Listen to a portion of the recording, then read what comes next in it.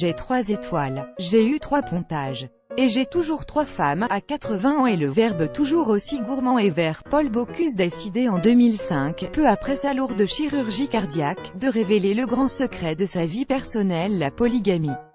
Un secret qui n'en était pas tout à fait un dans sa région lyonnaise, mais méconnu du grand public. Le héros de la cuisine française, mort ce 20 janvier 2018 à l'âge de 91 ans, était l'homme de 3 femmes à la fois.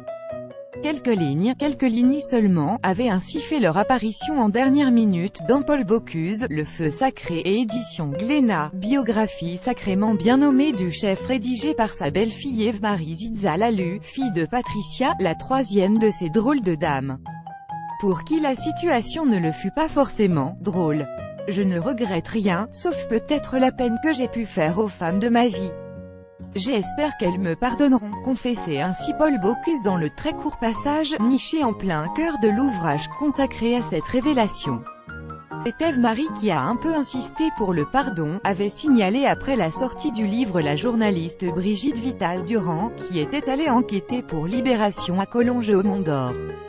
Lui, il était très content du passage précédent, il y a beaucoup de points communs entre la cuisine et le On consomme une union, on dévore des yeux, on a faim de l'autre. L'homme a toujours besoin de manger et de se reproduire, et dans les 2 cas, il faut passer à la casserole. Réflexion croustillante du chef, qui avait inspiré à l'envoyé spécial de Libé le titre de son savoureux article, toujours disponible sur le site du quotidien, Paul Bocuse.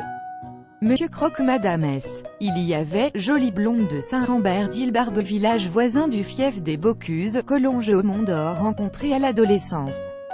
Après avoir combattu lors de la Seconde Guerre mondiale, engagé volontaire au sein de l'armée française de la Libération, Paul l'avait épousée en 1946, année à partir de laquelle Raymond dirigea l'établissement familial au sein duquel le chef glana ses 3 étoiles au guide Michelin, et l'année suivante était née une fille, Françoise, qui allait se marier plus tard au fils du grand chocolatier Bernachon et donner à son père une descendance qui le comblait de fierté.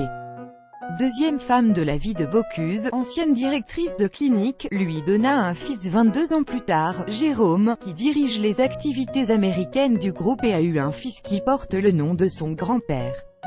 Quant à mère d'Ève-Marie, elle fait aussi partie de la galaxie Bocuse, à l'origine avec Paul de la société produit Paul Bocuse et soucieuse de faire briller sans relâche l'étoile Bocuse. Alias, la fée Clochette, selon sa fille, apparaissant à la demande, invisible quand il le faut.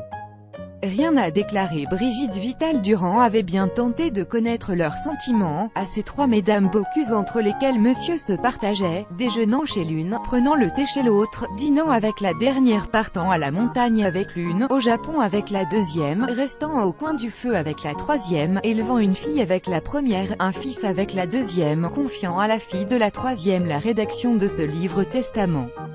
Chou blanc, la première, rapportait-elle à l'époque, tailleur mauvais délicate mise en pli, traverse la salle du célèbre restaurant de Collonges au Mont-d'Or, Rhône, allant de convive en convive, la tête haute, naviguant entre les tables. Elle sourit. Elle n'a rien à déclarer. La deuxième, ce n'est même pas la peine de frapper à sa porte, c'est non. La troisième aurait sans doute volontiers parlé. Mais si les 2 premières ne veulent rien dire, elle ne voit pas de quel droit elle s'imposerait à être la seule à raconter. Le plus bavard reste donc, encore une fois, Paul Bocuse lui-même, et encore. En l'occurrence, il avoue à la reporter que c'est délicat, et, dans un silence, se dérobe à toute explication. Avec Ève-Marie, ça a été une très bonne collaboration. Je la connais depuis qu'elle a 5 ans. Elle est très intelligente, elle est charmante. Sa mère aussi est charmante, elle gère le nom de Bocuse dans le monde. Elles sont charmantes, toutes les 2, finit-il par éluder habilement. Au final, dans Paul Bocuse, Le Feu Sacré, l'évocation de cette vie intime à 3 pans se faisait, sans surprise, sous la forme d'un bon mot. Si je calcule le nombre d'années où j'ai été fidèle aux 3 femmes qui ont compté dans ma vie, j'arrive à 135 ans de vie commune, jovial, épicurien, c'était Monsieur Paul. Un grand monsieur de la gastronomie qui fut aussi un père spirituel pour tant de chefs et d'amoureux de la cuisine, qui communiquent en masse leurs émotions sur les réseaux sociaux. Voire un père d'adoption pour certains, à l'image de Régis Marcon, 61 ans, pour moi c'était un peu un papa, parce que j'ai perdu mon papa très jeune et c'était quelqu'un qui représentait beaucoup pour moi.